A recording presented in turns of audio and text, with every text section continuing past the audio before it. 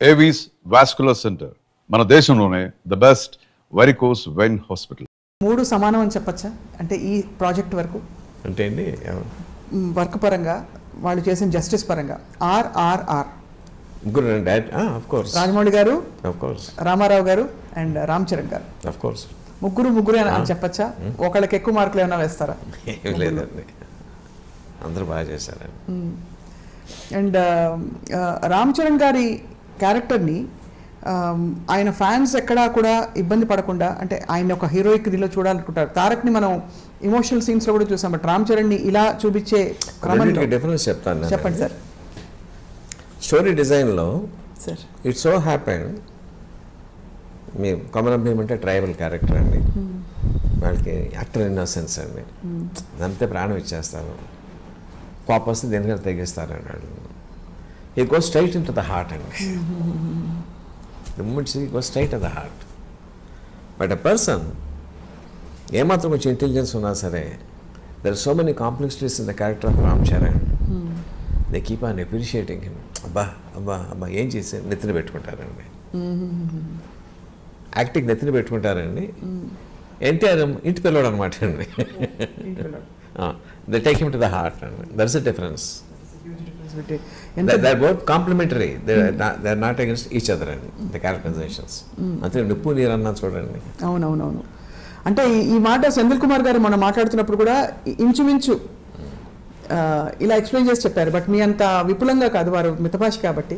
But he was talking about camera ముందుకు రాగానే ఎన్టీఆర్ ఇలా ఎమోషన్తో ఈ టేక్స్ ఓవర్, వెరాజ్ రామ్ చరణ్ మెల్లిగా అంచెలంచెలుగా you develop that love and affection.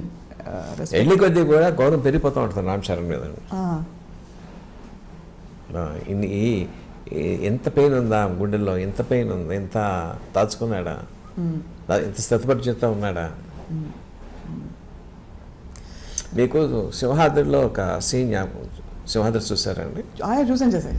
అంటే ఒకసారి ఆయన భానుచంద్ర సూట్ కేసులో బాంబులు ఉన్నాయండి, ట్రైన్ ఎక్కితే ట్రైన్ పేలిపోతుంది, because hundreds of lifes death అండి. NTR knows about it, Bhanuchandra is not aware of it. Train స్టేషన్లో ఎక్కితే కాలుస్తూ ఉంటే చచ్చిపోయే గారండి భానుచంద్ర అండి. సింపతి ఎక్కడ వస్తుందండి? న్యాచురల్లీ సార్, అంటే వస్తుంది కదా సార్. సో అన్ఇమాజినబుల్ కదా, అన్ఇమాజినబుల్. ఐ మీన్ ఇట్ అంటే ఈ థాట్ కూడా రాలేదు ఎవరికి ఇంతవరకు. మీరు అలా ఉంటుంది సార్. ఇది ఇప్పుడు ఈ సినిమాలో ఎదురం వచ్చిన that is the you can imagine sir. ఇలాంటి మెగా ప్రాజెక్ట్స్లో ఆబ్వియస్లీ కీరవాణి గారు, మీరు, రాజమౌళి గారు అనగానే ఒక స్థాయి ఊహించేసుకుంటారు. ఇప్పుడు ఆబ్వియస్లీ అంచనాలకు వెళ్ళడం అనేది it's a very cerebral thing, బహుశా అటువైపు వెళ్ళకూడదు.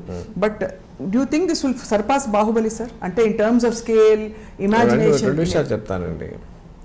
Spectacle wise I don't think to surpass Baahubali, because that's a different world itself. అవును, the world is created for the spectacle. అవును. Here the world is created for the bondage between 2 superstars. అట్లాంటి world create చేయబడింది ఇక్కడ అండి. This is not intent for the spectacle presentation. సినిమాకి ఎంత కావాలో అంతవరకు దాంట్లో ఉంది, అట్మాస్ఫియర్ ఉందండి. We created that world where it looks realistic అండి. అంటే ఇంకా the story is happening in Delhi in 1920s. So దాని తాలూకు అట్మాస్ఫియర్ ఆథెంటిక్గా చేశారండి. But you can't expect causes like Baahubali అండి. ఏలూరు కానీ 100 స్పేస్ పెద్ద జనరల్ ఫైట్లు కానీ. The story doesn't demand it. పెడితే ఇట్ లుక్స్ ఆర్టిఫిషియల్ అండి. But for the emotional content is concern, it is going to surpass Baahubali అండి. ఎమోషనల్ కోషెంట్ ఏదైతే ఉంటుందో కథలో ఆచరించేవారికి దాని మీద ఒక మార్క్ ఎక్కువ ఉంటుంది, తక్కువ ఉండదండి. ఇది అడగడానికి కారణం ఏంటంటే సార్, మాహిష్మతి సామ్రాజ్యం, మనకి అమరేంద్ర బాహుబలి, వీళ్ళందరూ క్యారెక్టర్స్ అయిపోయారు మన జీవితంలో. అంటే వాళ్ళని మనం అమరేంద్ర బాహుబలి అని మేము ఓకే ఆ మాటల్లో ఊత పదాల్లో వాడేసుకుని పిలిచేస్తుంటాం.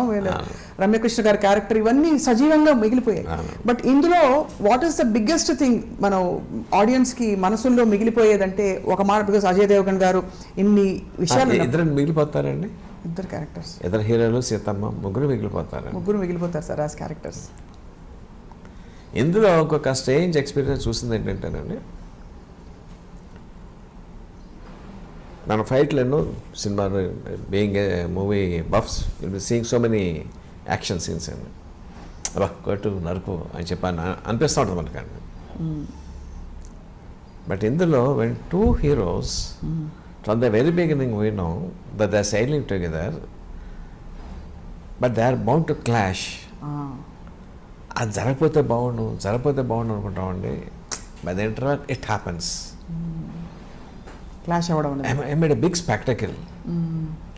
కొడతా ఉంటే నాకు ఏడుపు వస్తూ ఉంటుందండి. అంటే యూ కెన్ ఇమాజిన్, ఒక తల్లి ఉందండి, తల్లికి ఇద్దరు కొడుకులు ఉన్నారండి, ఇద్దరు బలవంతులే, ఇద్దరు మంచివాళ్ళే, ఇద్దరు తల్లి ముందు కొట్టుకుంటే తల్లి ఫీలింగ్ ఎలా ఉంటుందండి? అయ్యో వద్దురా కొట్టుకోవద్దురా ఇట్స్ బౌండ్ టు హ్యాపన్. అది చూసినప్పుడు అది ఇది ఇంటర్వెల్లో వస్తుందండి. ఎలాగైతే ప్రతిసారి కూడా నా కళ్ళు చెమరుస్తూ ఉంటాయండి. సినిమా మేకింగ్లో కనీసం 7-8 సార్లు 10 సార్లు చూస్తుంటాను దాన్ని నేను, రకరకాల situation. The feeling never gets diluted and intensity, the intensity of it.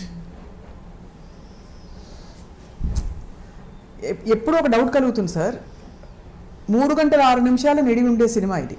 And గతంలో అయితే బాహుబలి అయితే 1 and 2. మీరు యాక్చువల్లీ కథ చెప్పడం వరకు ఫైన్, బట్ దాన్ని మళ్ళీ ఆచరణలోకి తీసుకురావడంలో మీ పాత్ర ఎంత ఉంటుంది? మీరు ఎలా చేస్తారు? హౌ డస్ విజేంద్ర ప్రసాద్ గారు? అది రాజమౌళిని అడగవలసిన ప్రశ్న నన్ను అడుగుతున్నారు మీరు. సార్ రాజమౌళిని అడగవలసిన ప్రశ్న నన్ను అడుగుతున్నారు. అది అవును, అంతేనా సార్? కథ చెప్పడంతో నా పని అయిపోయిందండి. అంతేనా? ఆ తర్వాత ఆ కథని డెవలప్ చేయడంలో మిమ్మల్ని మళ్ళీ డెవలప్ చేయడం త్రూఅవుట్ ఉంటామండి. The moment is put on the paper, my job is done. ఎప్పుడన్నా ఒకసారి రష్ శ్రమించి అడుగుతూ ఉంటాడు, ఇంపార్టెంట్ సీన్ ఏదైనా తీస్తూ ఉంటే సెట్టి పిలిచి ఇలా చేద్దాం అనుకుంటున్నానండి మీరు ఏమంటారు అంటూ ఉంటాడు. అంతేనండి, అంతకుమించి పెట్టుకోకూడదండి. సార్ గతంలో మిమ్మల్ని ఒక క్వశ్చన్ అడిగినప్పుడు మీరు చెప్పారు ఎమోషన్ అన్నది ఏ భాషకు అతీతం, అందరికీ ఒకటే ఎమోషన్ అని చెప్పి.